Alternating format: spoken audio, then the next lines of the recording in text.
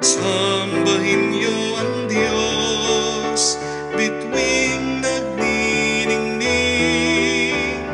Sambahin niyo ang Diyos, dagat, bundok, halaman at hayop. Purihin niyo ang Diyos. Purihin ang Diyos, kayong gawa niya. Umawit ng bagong kanta. Purihin ang Diyos, kayong anghel niya. Hipanin niyo ang trumpeta.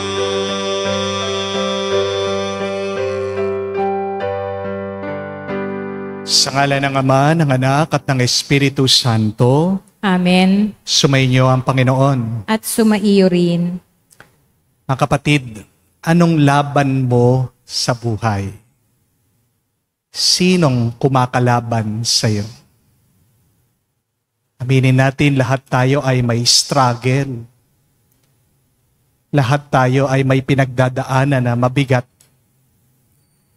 Maaaring lumalaban ka para mabuhay ka, may sakit ka, gusto mong gumaling.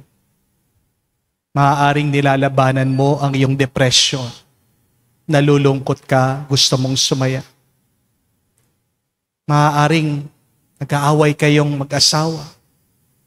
Paunti-unti nawawala ang iyong pagmamahalan, pag-ibig sa bawat isa. Maaaring lumalaban na ang iyong mga anak sa iyo. Di ka nakinikilalang magulang nila. Marami sa atin nakikipaglaban para sa isang malinis at asensadong bansa. Nilalabanan natin ang korupsyon sa ating gobyerno. Maaaring nilalabanan mo ang kasalanan. Gusto mo maging mabuti, tapat, at banal. Mahirap nakikipaglaban. Nakakapagod din. Pero kung sasangga tayo sa Diyos, siguradong magwawagi tayo. Sa gitna ng ating mga laban sa buhay, buksan natin ang ating mga isip, puso, damdamin. Dahil nandyan din buhay na buhay ang Diyos. Kinakausap tayo. Our struggles, our fights are also seasons of graces. Kaya naman, hilingin pa natin sa Diyos ang pagpapalakas para wag tayong agad sumuko sa labanan ng ating buhay. Minin natin ang mga pagkakataon na kung saan nanghina tayo ng loob at nakalimutan nating manalig sa Kanya.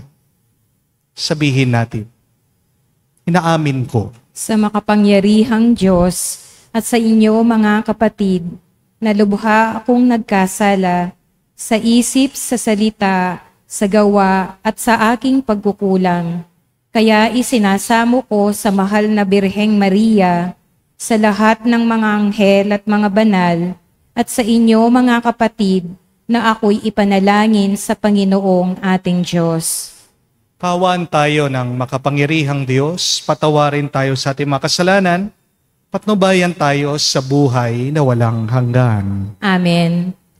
Panginoon, kaawaan mo kami. Panginoon, kaawaan mo kami. Kristo, kaawaan mo kami. Kristo, kaawaan mo kami. Panginoon, kaawaan mo kami. Panginoon, kaawaan mo kami. Manalangin tayo. Ama naming makapangyarihan, ang pananampalataya, pag-asa at pag-ibig namin ay iyong dagdagan.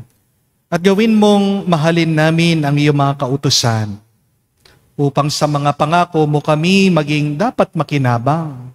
Sa pamagitan ni Jesucristo, kasama ng Espiritu Santo, magpa sa walang hanggan. Amen.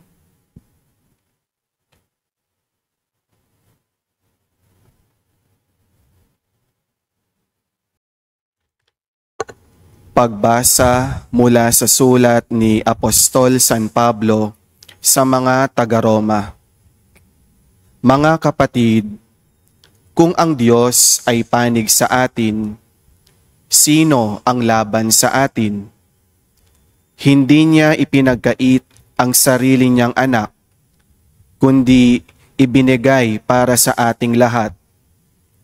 Kung naipagkaloob niya sa atin ang kanyang anak, hindi ba niya ipagkakaloob sa atin ang lahat ng bagay kasama ng kanyang anak? Sino ang maghaharap ng sakdal laban sa mga hinirang ng Diyos? Gayong ang Diyos ang nagpapawalang sala sa kanila. Sino nga ang hahatol ng kaparusahan? Si Kristo Jesus bang nasa kanan ng Diyos? Siya pa nga ang namatay at muling binuhay at ngayoy namamagitan para sa atin. Sino ang makapaghihiwalay sa atin sa pagmamahal ni Kristo? Ang paghihirap ba? Ang kapighatian? Ang gutom? Ang kahubaran? Ang panganib? O ang tabak? Ayon sa nasusulat, alang-alang sa iyo, nanganganib kaming mamatay sa buong maghapon. Ibinibilang kami na mga tupang papatayin. Hindi. Ang lahat ng ito'y kayang-kaya nating pagtagumpayan sa pamamagitan niya na nagmamahal sa atin. Sapagkat natitiyak ko ang kamatayan, ang buhay, ang mga anghel, ang mga pamunuan, ang mga bagay sa kasalukuyan, ang mga bagay na darating, ang mga kapangyarihan, ang kataasan, ang kalaliman, o ang alinmang nilalang ay hindi makapaghihiwalay sa atin sa pag-ibig ng Diyos. Pag-ibig na ipinadama niya sa atin sa pamamagitan ni Kristong Jesus na ating Panginoon. Ang salita ng Diyos. Salamat sa Diyos. Para mo ng awa, Diyos ko, ako'y ipagsanggalang mo. Para mo ng awa, Diyos ko, ako'y ipagsanggalang mo. Katulad ng pangako mo, tulungan mo, Panginoon. Yamang ika'y mahabagin, ako'y iyong ipagtanggol. Pagkat ako ay mahirap, laging nangangailangan, labis akong naghihirap sa ganitong kalagayan. Para mo ng awa, Diyos ko, ako'y ipagsanggalang mo.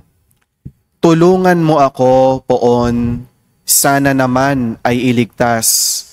Dahilan sa pag-ibig mong matatag at kukupas, bayaan mong makilala na ikaw ang nahahabag. Ipakita sa kaaway na ikaw ang tagligtas. Para mo ng awa, Diyos ko, ako'y ipagsanggalang mo. Sa Diyos ay buong puso akong magpapasalamat. Sa gitna ng karamihay, magpupuri akong ganap. Pagkat siya'y laging handang tumulong sa mahihirap, na lagi nang inuusig at ang gusto'y ipahamak. Para mo ng awa, Diyos ko, ako'y ipagsanggalang mo.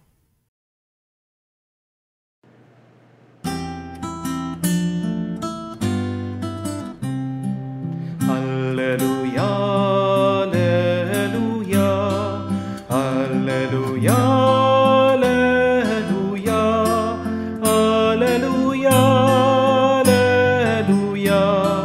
alleluia, alleluia,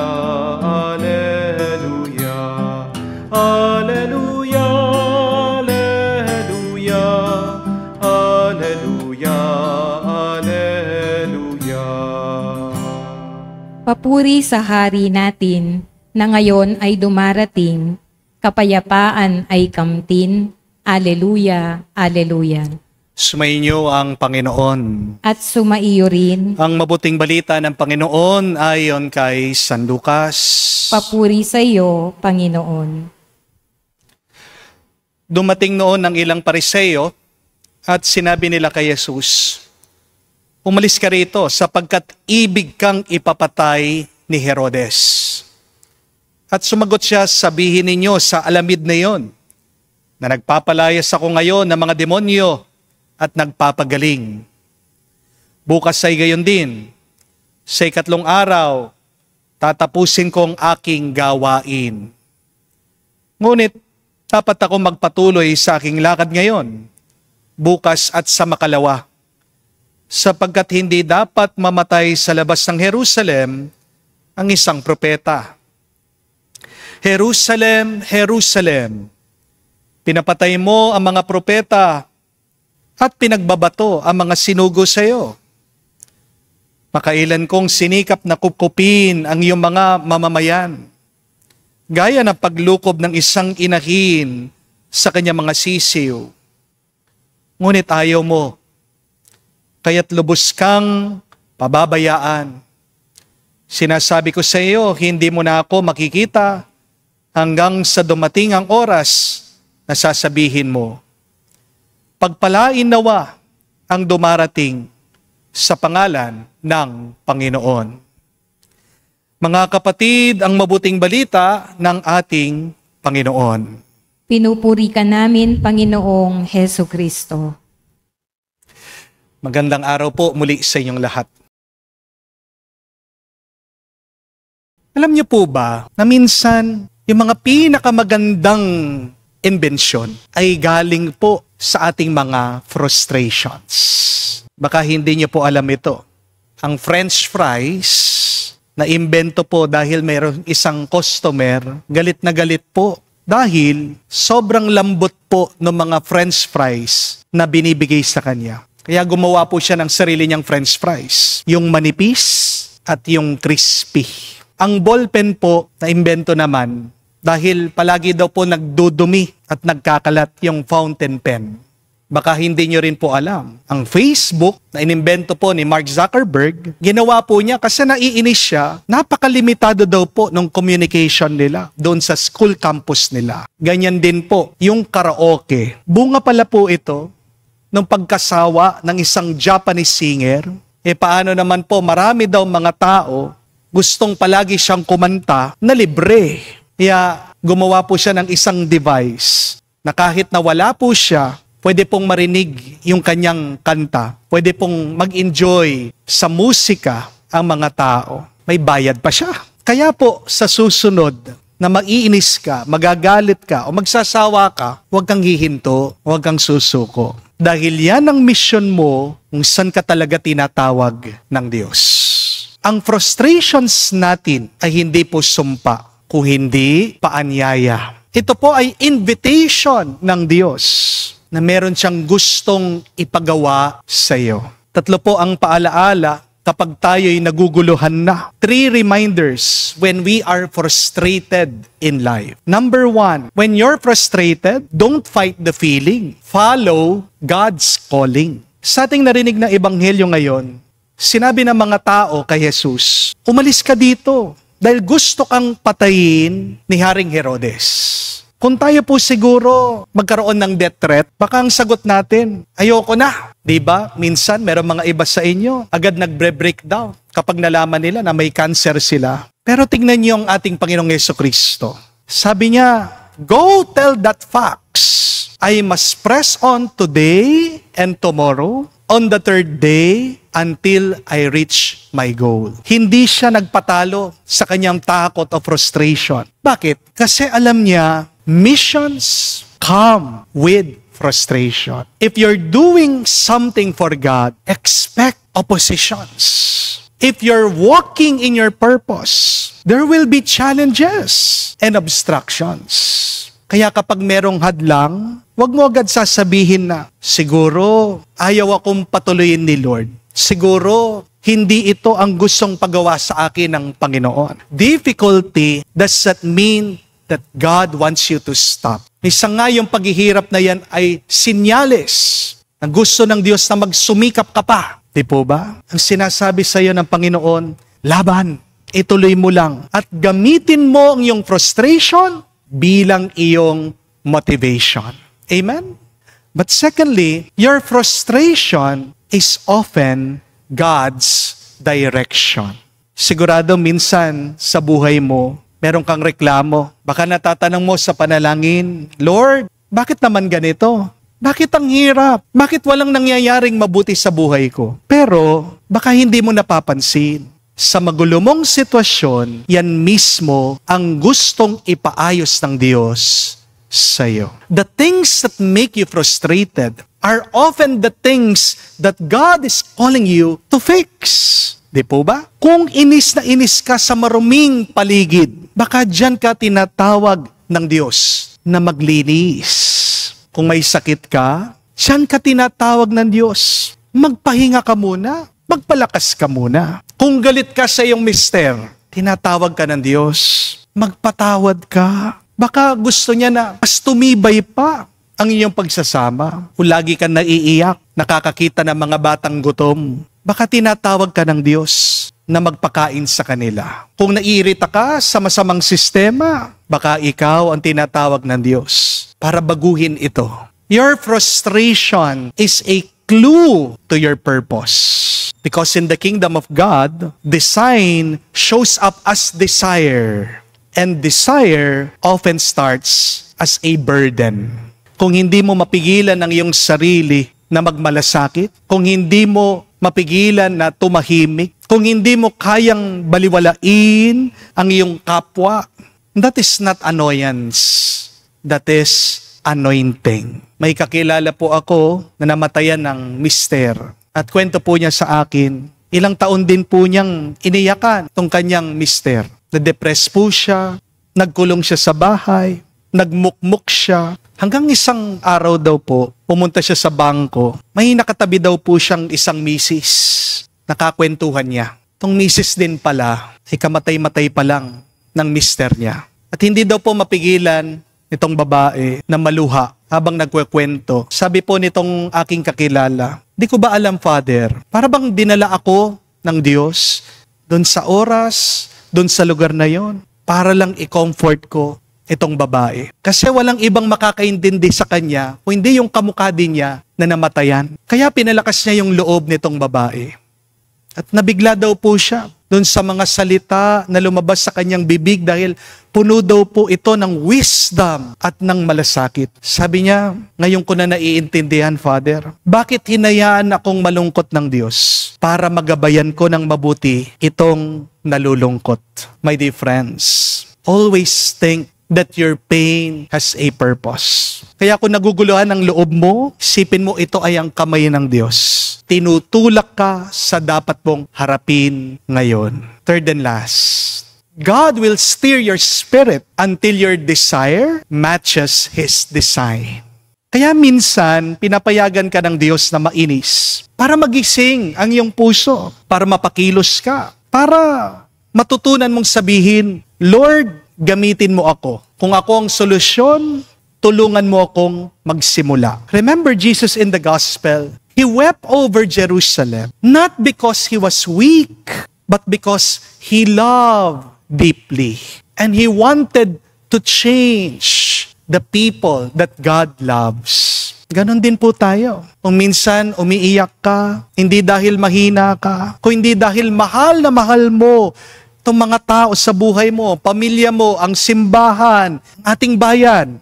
And that love, that compassion, is the same fire that pushed Jesus to the cross. Balikan niyo man po ang kwento sa Biblia. Hindi inalis ng Diyos ang Red Sea nung naglalakbay po ang kanyang bayan, ang Israel. Pero pinalakad niya yung bayan niya sa gitna nito. Hindi rin po inalis ng Diyos ang depression ni Elijah, pero nagpadala siya ng anghel para pakainin siya at pagkatapos, pinagpatuloy siya sa kanyang paglalakbay. Pwede naman po patayin ng Diyos si Goliath para maging okay ng lahat, magtagumpay ang bayan niya, pero pinaharap po niya si David dito sa higante. Tandaan niyo po, hindi magbibigay ng kalaban ang Diyos sa iyo para lang matalo ka. Sigurado lahat ng hinaharap ng Diyos sa iyo nandyan para makatulong sa iyo. Tayo'y natatalo lang kasi nagpapatalo tayo. Pero nung sabi ng unang pagbasa, kung ang Diyos ang kasangga natin, meron pa bang makakatalo sa atin? Meron pa bang lalaban sa atin? Wala na. Minsan hindi inaalis ng Diyos ang mga balakid mo sa buhay dahil gagamitin niya yan para iangat ka at para mas pagpalain ka pa. Amen? Kaya mga kapatid, huwag ka matatakot na ma-frustrate. Huwag mong iiwasan ang inis, ang lungkot, ang bigat ng buhay. Dahil diyan madalas nagsasalita at nakikipag-usap ang Diyos sa iyo. Bakit?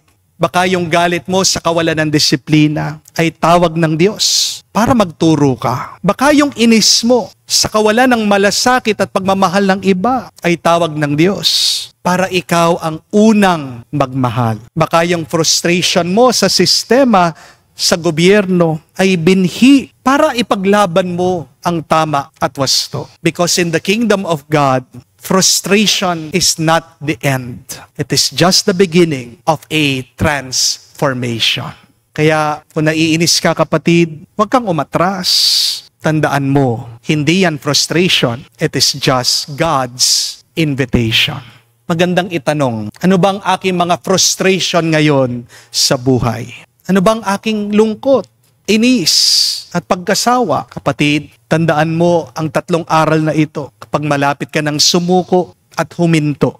First, don't fight the feeling, but follow God's calling. Second, there is always a purpose in your pain. Third, God's steering is God's directing. Tapos sanang mga aral na ito ang magpalakas sa ating loob. Tapos sanang maging gabay natin para sa isang mas pinagpalang buhay, ngayon at magpakailanman. Amen. Tumayo po tayo, alay po natin sa Diyos ang ating mga dasal at panalangin. Mulat sa ating misyon na maging propeta na mahabaging pag-ibig ng Diyos. Manalangin tayo sa Ama na gawin tayong tapat at matapang sa pagsasagawa ng ating mga tungkulin. Ating sabihin, Panginoon, dinggin mo kami. Panginoon, dinggin mo kami.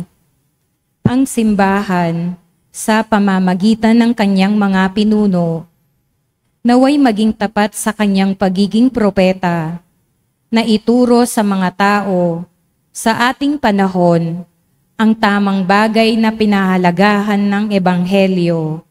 Manalangin tayo sa Panginoon. Panginoon, dinggin mo kami. Ang mga naghahangad at nagpapagal para sa isang magandang bukas, naway hindi panghinaan ng loob o maghinanakit dahil sa mga pagtutuligsa at paglaban sa kanila, bagkus palakasin sila ng pag-ibig para patuloy na sumulong. Manalangin tayo sa Panginoon. Panginoon, dinggin mo kami. Atin nawang tanggapin ng bukas sa loob ang salita ng Diyos, gaano man ito kahirap o magbibigay lamang ng agam-agam para sa atin. Manalangin tayo sa Panginoon. Panginoon, dinggin mo kami. Sa katahimikan po ng ating puso, banggitin natin, sabihin natin sa Diyos ang ating mga personal na pangangailangan. Panginoong Diyos, nabuhay si Jesus tulad ng kanyang pinangaral. Bigay mo sa amin ang Banal na Espiritu upang makasunod kami sa Kanya nang walang pag-atubili patungo sa Kanyang kaharian kung saan Siya ay Panginoon magpakailanman. Amen.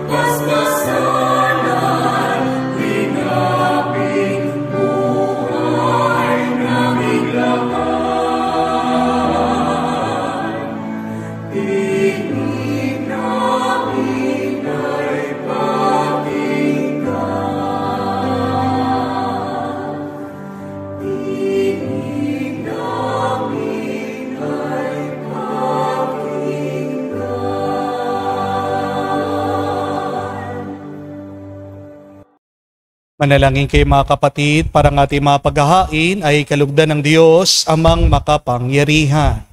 Tanggapin nawa ng Panginoon itong paghahain sa iyong mga kamay, sa kapurihan niya at karangalan, sa ating kapakinabangan at sa buong sambayanan niyang banal. Ama naming lumikha, tunghayan mo ang mga alay na aming inihahain sa iyong kadakilaan, upang ang paglilingkod na aming ginagampanan ay humantong sa iyong lalong ikadarangal. Sa pamagitan ng Jesucristo kasama ng Espiritu Santo, magpa sa walang hanggan. Amen. Sumainyo ang Panginoon. At sumaiyo rin. Itaas sa Diyos sa inyong mga puso at diwa. Itinaas na namin sa Panginoon. Pasalamatan natin ang Panginoong ating Diyos. Marapat na siya ay pasalamatan. Ama naming makapangyarihan, tunay nga marapat na ikaw ang aming pasalamatan. Nasa iyong aming buhay, pagkilos at pag-iral. Sa pamumuhay namin araw-araw, tinatamasa namin ang iyong pagmamahal sa pag-ibig mong pinunla sa sangkatauhan. Ang Espiritu Santo'y unang aning bigay ng anak mong naglagak sa amin ng katiyakan, nakalaang mabuhay kami sa piling mo kailanman. Kaya kaisa na mga anghel nagsisiawit ng papuri sa iyo, nang walang humpay sa kalangitan, kami nagbubunyi sa iyong kadakilaan.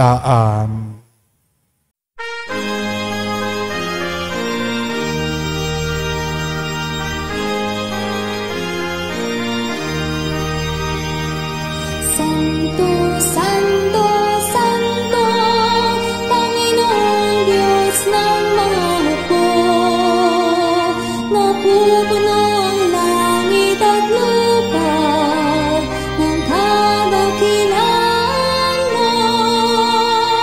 Hosana sa kaitasan, pinagpalang na paninito sa ngalan ng Panginoon. Hosana sa kaitasan,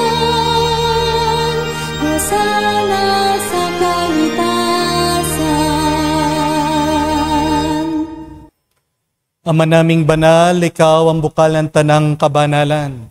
Kaya't sa pamagitan ng iyong Espiritu, gawin mong banal ang mga kaloob na ito, upang para sa amin, maging katawan at dugo ng aming Panginoong Hesu Kristo.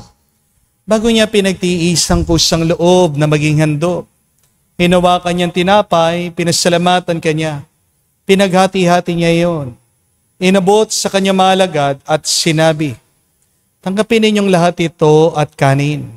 Ito ang aking katawan, na ihahandog para sa inyo.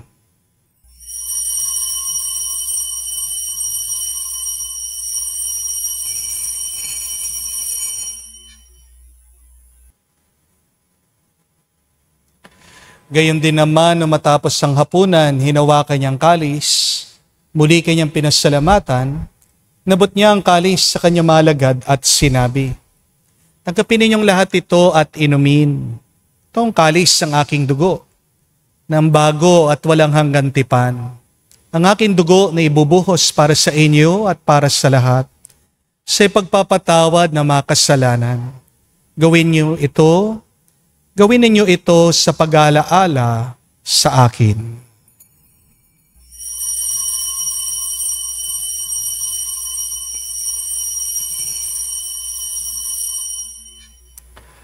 Ang misteryo ng pananampalataya.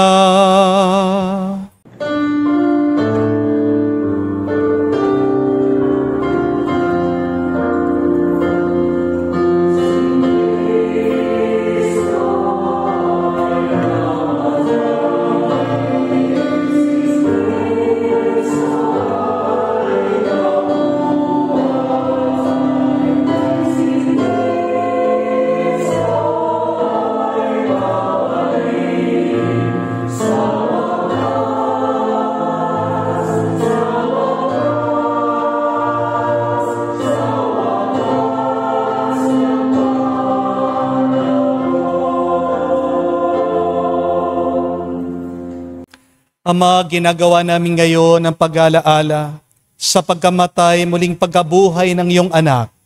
Kaya tinialay namin sa iyong tinapay nagbibigay buhay at ang kalis na nagkakalob ng kaligtasan.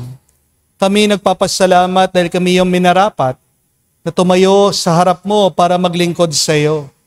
Sinasamo namin kami magsalo-salo sa katawan at tugon ni Kristo ay mabuklod sa pagkakaisa sa pamagitan ng Espiritu Santo. Amalingapin mong iyong simbahan, laganap sa buong daigdig. Puspusin mo kami sa pag-ibig. Kaisa ni Leon ang aming Santo Papa, si Florentino aming Arsobispo at ang Tanang Kaparian. Alalahanin mo rin ang aming mga kapatid na nahimlay. May pag-asang sila'y muling mabubuhay. Gayon din naman lahat ng mga pumanaw. Kawan mo't sila't patuloyin sa iyong kaliwanagan. Kawan mo't pagindapatin kaming lahat, makasalo sa iyong buhay na walang wakas.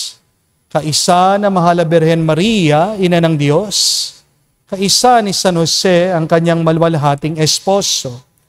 Isa ng mga apostol, lahat ng mga banal, na namuhay dito sa daigdig na kalugod-lugod sa iyo. May pagdiwang nawa namin ang pagpupuri sa ikararangal mo sa pamagitan ng iyong anak aming Panginoong Jesucristo. Sa pamamagitan ni Kristo, kasama niya at sa Kanya, ang lahat ng parangal at papuri ay sa iyo, Diyos Ama, makapangyarihan, kasama ng Espiritu Santo, magpasawalang hanggan. Amen, amen, amen. Sa nakagaling na utos sa turo ni Jesus sa Panginoon natin at Diyos, ipahayag natin ang lakas, loob.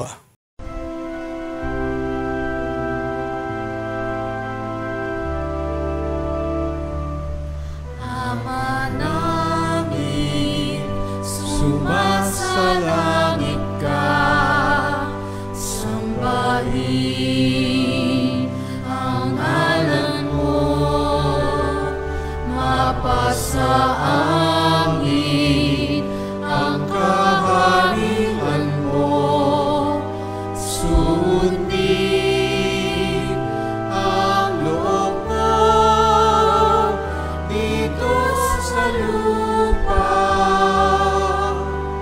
para nang sa langit.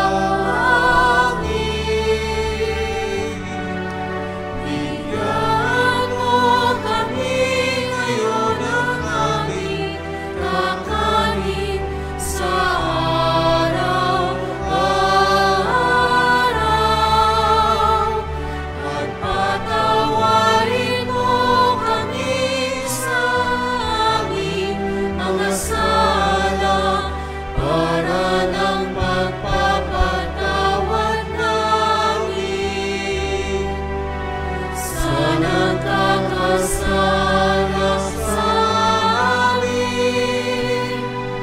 At huwag mo kami ipahintulot sa tukso, at iadya mo kami sa lahat ng masama. Hinihiling namin kami adya sa lahat na masama, pagkalooban ng kapayapaan araw-araw, ligtas sa kasalanan, ilayo sa lahat ng kapahamakan.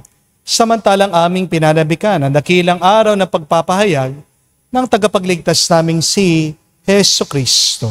Sapagkat iyo ang kaharian at ang kapangyarihan at ang kapurihan magpakailanman. Amen. Panginoong Jesucristo, sinabi mo sa mga apostol, kapayapaan ang iniiwan ko sa inyo. Ang aking kapayapaan binibigay ko sa inyo. Tunghayan mo ang aming pananampalataya at huwag ang aming pagkakasala. Pagkalooban mo kami ng kapayapaan at pagkakaisa ayon sa iyong kalooban. Kasama ng Espiritu Santo, magpa sa walang hanggan. Amen. Kapayapaan ng Panginoon ay laging sumainyo. At sumaiyo rin. Magbigayan po tayo ngayon ng kapayapaan sa bawat isa. Peace with you po, kapayapaan po sa inyong lahat.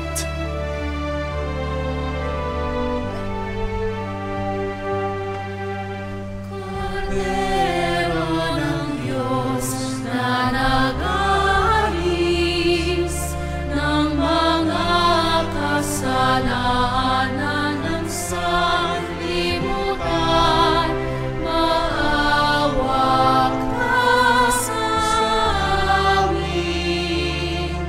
Maawa ka sa amin.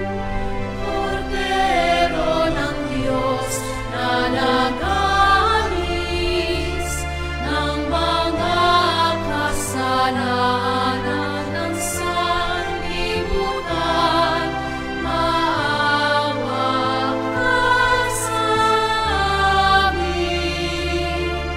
Maawa ka sa amin. Cordero ng Diyos na nag-aalis ng mga kasalanan ng sanlibutan, ipagkaloob mo sa amin ang kapayapaan. Mga kapatid, naririto ang ating Panginoong Jesucristo, ang Kordero ng Diyos. Siya nag-aalis sa mga kasalanan ng sanlibutan. Mapalad tayong lumalapit sa piging ng Kordero. Panginoon, hindi ako karapat-dapat na magpatuloy sa iyo, ngunit sa isang salita mo lamang ay gagaling na ako.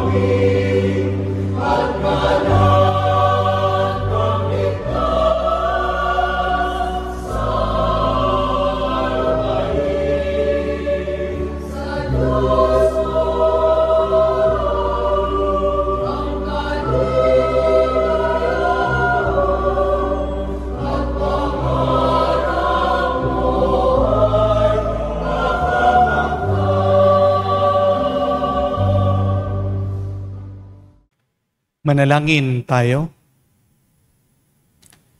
Ama namin mapagmahal, maging lubos nawa ang aming pakikinabang sa tinanggap namin sa piging mong banal, upang ang aming ginaganap na lantaran ay siyang aming makamtang tunay sa pamagitan ni Jesucristo kasama ng Espiritu Santo magpa sa walang hanggan. Amen. Your frustrations can make you or break you. Maaaring sirain ka ng iyong inis, ng iyong pagkasawa, o maaaring gamitin mo ang iyong frustration bilang iyong motivation. Tandaan nyo, mayroong mga ibang imbensyon nanggaling sa frustration ng tao. At para hindi ka maligaw, para hindi ka maguluhan, para lumakas ang iyong loob, gitna ng iyong pakikipaglaban sa iyong frustration, tandaan mo ang tatlong aral na ito. That you should not fight your feelings, but you should follow God's calling. Pero pangalawa, Diyan sa iyong sakit, ay makikita mo ang tawag ng Diyos. Your pain has a purpose. Your mission is there in your difficulties, in your challenges. And third, when God is steering you, God is just directing you. Yung mga gulo sa buhay mo, yan talaga ay ang daan na hinahanda ng Diyos para ikaw ay mas pagpalain pa niya. Kaya magandang suriin. Pag-aralan. Tanungin mo ang iyong sarili. Ano ba mga kinalulungkot ko ngayon? Ano bang pinagsasawaan ko? Ano ba yung mga bagay na suko na ako, inaayawang ko? Tingnan mo. Anong sinasabi ng Diyos sa iyo diyan? Because even in your frustration, there is grace. God's voice is in the midst of your disappointments. Baka merong pinapagawang mas mabuti at maganda ang Diyos sa iyo diyan sa gitna ng iyong pagsubok. Pagdasal mo yan. At naway, pag naunawaan mo, sundan mo ang kagustuhan ng Diyos, diyan aapaw ang mas maraming grasya sa iyong buhay. Sumainyo ang Panginoon. At sumaiyo rin. At kayo'y pagpalain ng Diyos, makapangyarihan sa lahat, sa ngalan ng Ama, ng Anak, ng Espiritu Santo. Amen. Ang ating misa ay natapos na. Pumayo kayo sa kapayapaan ni Kristo. Salamat sa Diyos.